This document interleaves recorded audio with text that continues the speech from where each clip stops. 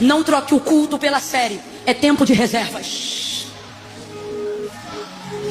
Estamos num último momento da igreja na terra.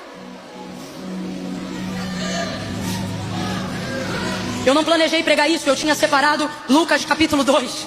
Mas o Espírito Santo, enquanto eu orava, disse para mim: pregue que o tempo está acabando. E aí você está aqui e está dizendo: eu ouço isso desde que eu era criança, Camila. Só que você está vendo um nível de degradação moral em massa como não existia. O relógio de Deus aponta para o que está acontecendo a Israel. E os pregadores estão pregando.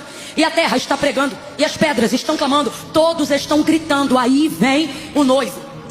Irmãos, nunca se ouviu tanta gente, de modo quase que unisonante, falar sobre a vinda de Jesus. Tem muita gente dizendo: quase não se prega mais da vinda de Jesus. Meu irmão, a vinda de Jesus está sendo pregada em cada terremoto. A vinda de Jesus está sendo pregada em cada furacão. A vinda de Jesus está sendo pregada